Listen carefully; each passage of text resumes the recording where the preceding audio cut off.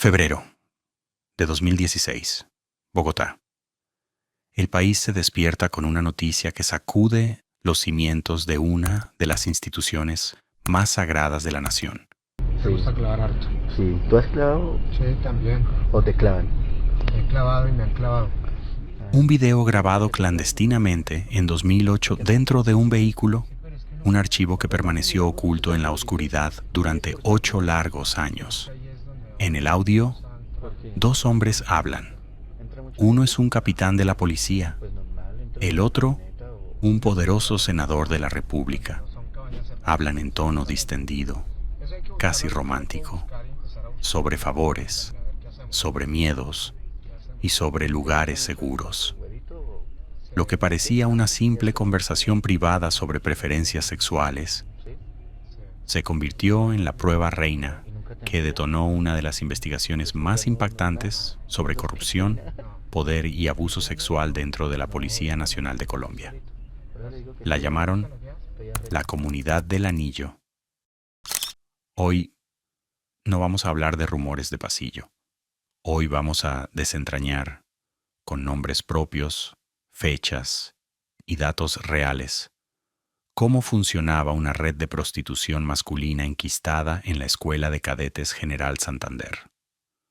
Una red diseñada para satisfacer los deseos de congresistas, a cambio de ascensos para los oficiales. Capítulo 1. La punta del iceberg y la muerte de Lina. Para entender el escándalo de 2016, tenemos que viajar al pasado, porque mucho antes de que los medios masivos hablaran de esto, hubo una víctima silenciosa. Todo comienza alrededor del año 2006. Pero hay una fecha que marca el tono oscuro de esta historia. 25 de enero de 2006. Ese día, en la Escuela de Cadetes General Santander, aparece muerta una joven, Lina Maritza Zapata. Lina tenía sueños de ser oficial, pero ese día, su cuerpo fue encontrado en su habitación con un disparo. La versión oficial de la policía fue inmediata y tajante: suicidio. Dijeron que se había quitado la vida por problemas sentimentales. Caso cerrado. Pero, ¿saben algo? La familia nunca creyó esa versión. Y años después, la medicina legal y las investigaciones periodísticas empezaron a mostrar grietas en esa historia. Se dice, y esto es parte fundamental del expediente que la fiscalía retomaría años más tarde, que Lina no se suicidó. Lina vio algo, o Lina sabía algo.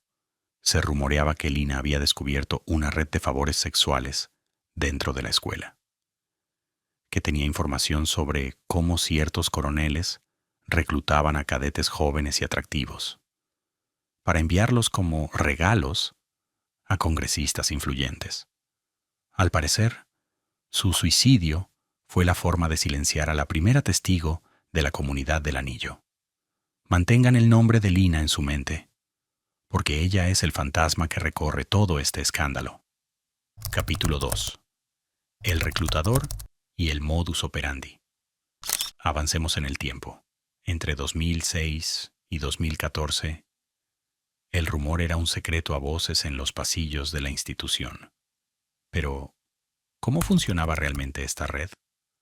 Según las investigaciones de la Procuraduría, en cabeza de Alejandro Ordóñez, y las denuncias lideradas por Vicky Dávila en la FM, la estructura tenía un cerebro operativo. Aquí entra un nombre clave: el coronel Gerson Jair Castellanos. Castellanos era, para la época, el jefe de seguridad del Congreso, un puesto estratégico. Tenía acceso directo a los senadores y representantes más poderosos del país. Pero según los testimonios, su trabajo iba mucho más allá de la seguridad física. El modus operandi descrito por los testigos era escalofriante por su simplicidad. Castellanos iba a la escuela de cadetes. Allí, identificaba a los muchachos. No buscaba a los más inteligentes, buscaba a los bonitos, cadetes jóvenes, de provincias, a menudo con necesidades económicas, o con una ambición desmedida de ascender rápido. El trato era sutil al principio.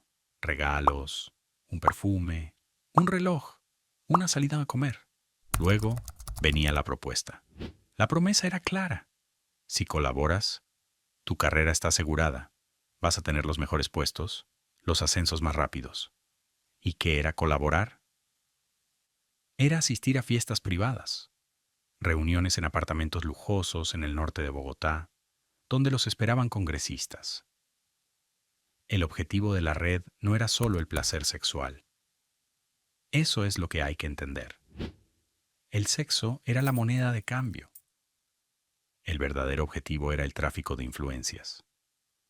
La policía necesitaba presupuesto, necesitaba leyes favorables, necesitaba que el Congreso aprobara los ascensos de sus generales y tener a los congresistas felices, o mejor aún, tenerlos grabados en situaciones comprometedoras, era un seguro de vida para la cúpula policial.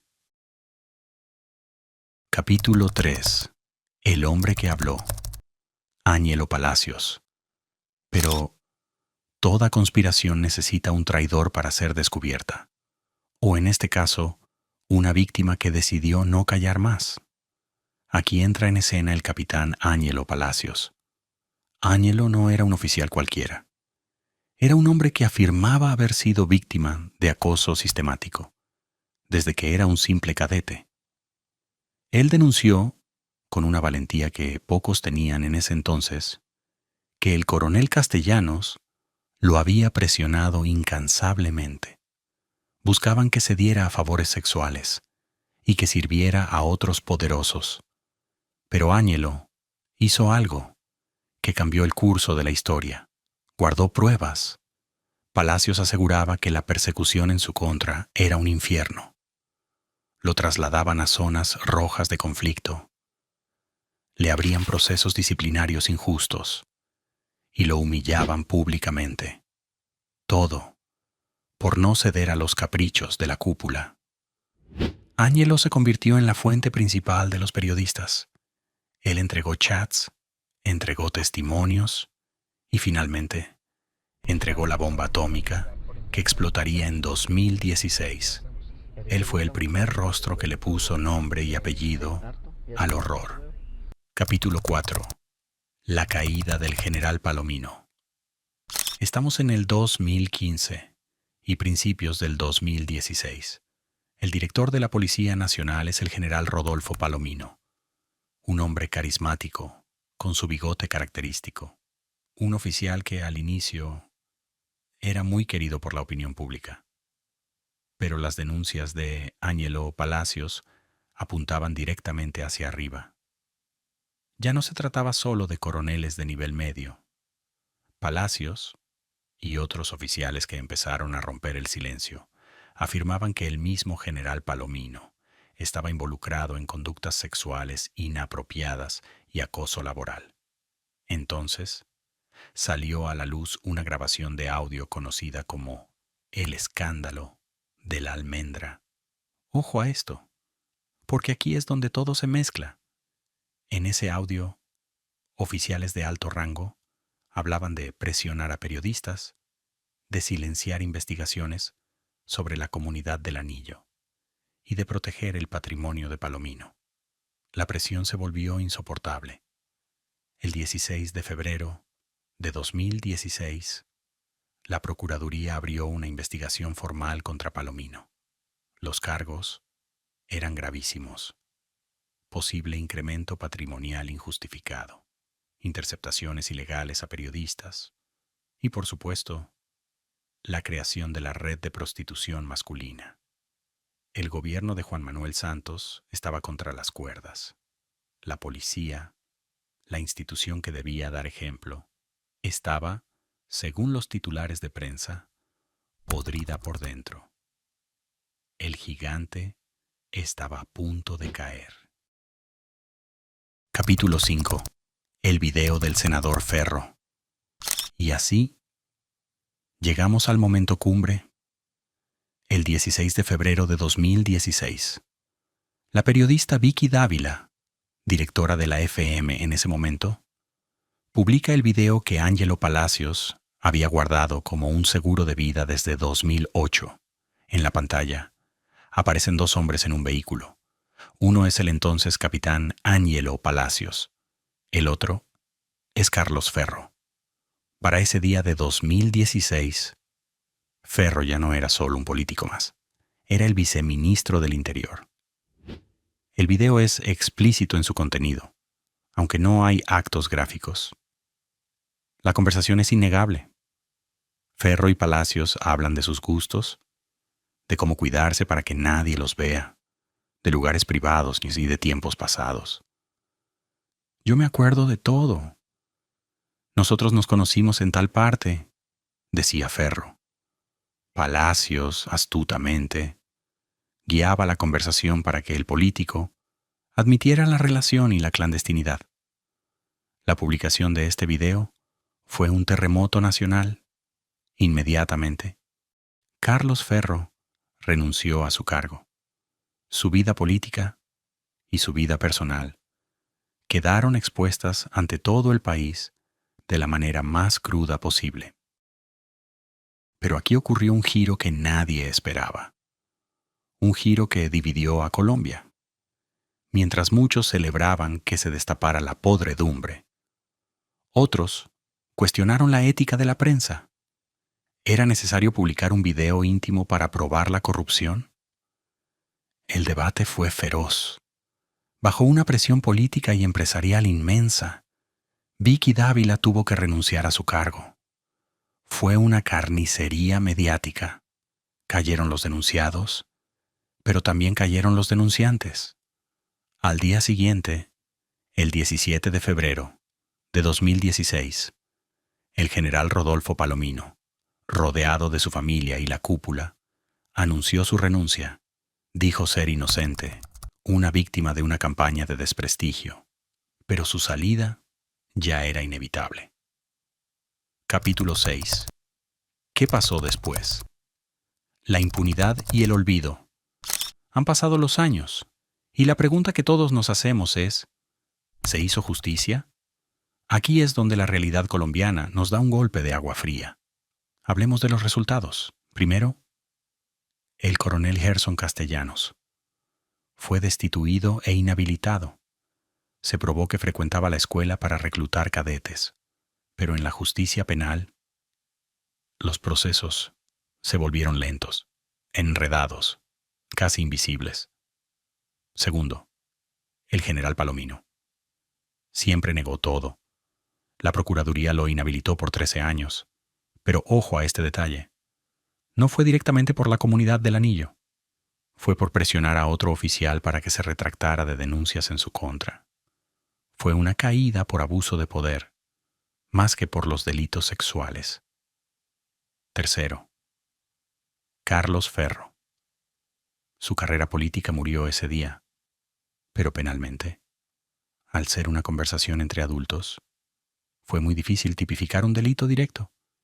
Y finalmente, Lina Maritza Zapata, quizás lo más triste de este expediente.